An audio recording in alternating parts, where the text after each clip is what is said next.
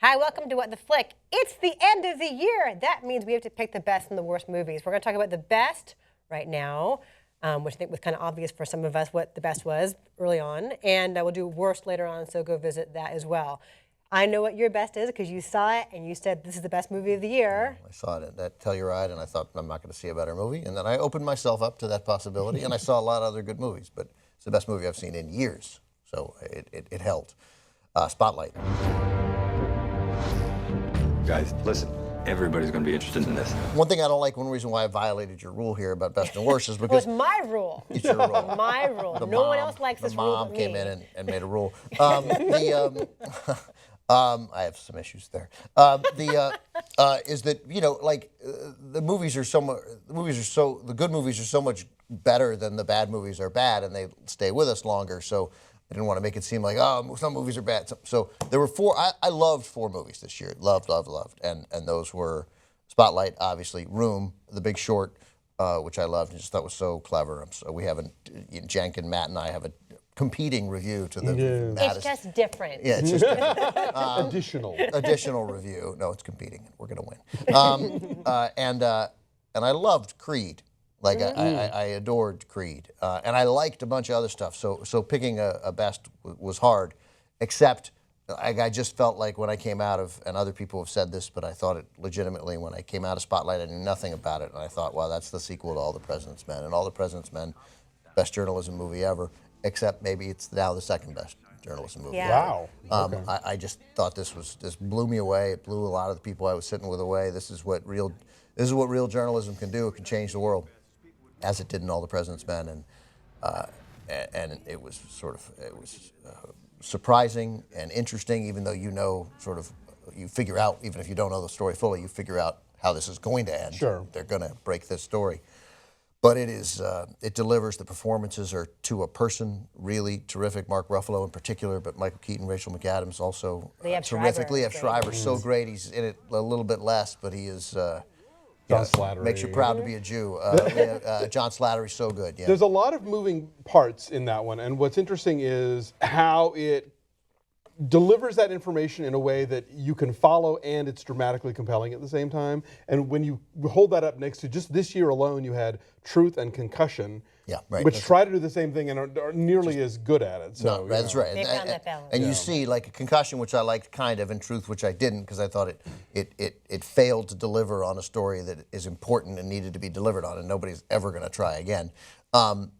This it couldn't. It hit a grand slam home run, and it kept going, and 8 runs scored. It was really a perfect movie to me. Well, you guys should click on our Spotlight review, because we did indeed talk about it when it came out, like a month ago? Yeah, and you gave, I wasn't here for that, but you gave it like high school. I give it a 10, it's perfect. I'm also saying 10. I'm going to go 9.5. Yeah, I loved it, and I'll let Alonso do his best pick next. But Spotlight was like not even number 2; it was like 1A. I had a really hard time picking between my number 1 and Spotlight.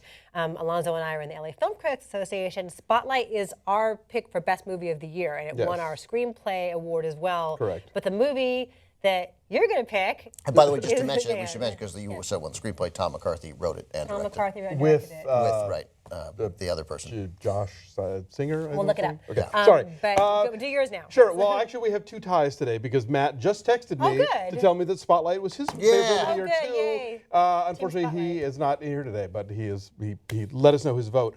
My top film of the year Singer, by is the way. Yes, Josh Singer. Thank Okay, you. I was right.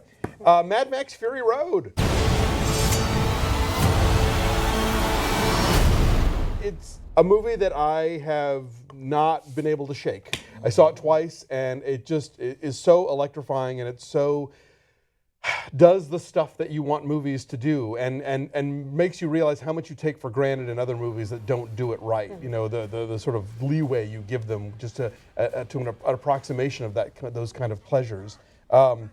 And I've gotten some feedback like, "Oh, it's just a long car chase, and I think that for the people who really love this movie, it is the moment in Ratatouille where Anton Ego tastes the ratatouille and is just flooded with all these sensations and memories and positive associations and the reason that he ever loved food in the first place. I think this movie is this sort of distilled essence of cinema in a lot of ways, of the moving picture and what it can accomplish and how you can tell a story and how you can create kinetic motion and characters and all this stuff. And it's just gorgeous to look at and exciting and unpredictable and smart and provocative and all the things. It is all the things.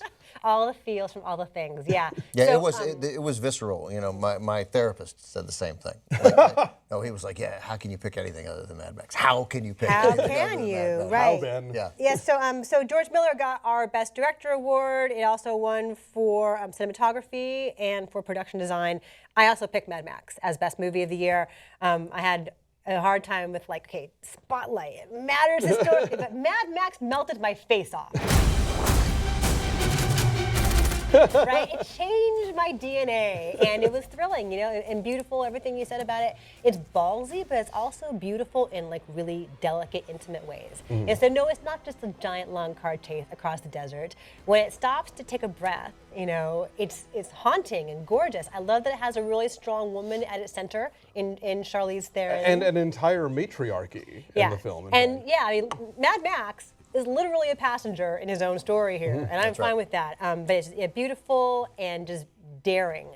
And yeah, I saw it twice. I saw it in 2D and in 3D. It's gorgeous both ways. I love Mad Max. It truly changed me, and that's quite often my criterion for like what I pick for number one, like what made me the most different when I walked out of it. Well, and that's why I picked Spotlight. That's why I picked Spotlight. Sure. But the reason why Mad Max wouldn't be in my top 10, although I acknowledge its greatness and I would see it again if I was with people who were like, let's go see it again, I would. It's just, you know, ultimately they didn't talk enough. And if I'm gonna, Oh my God, they totally talk. not enough. Still a lot of driving, a lot of driving. But I mean, I loved it. But that's the point. There was a long stretches where nobody said anything, and when they said stuff, they grunted it.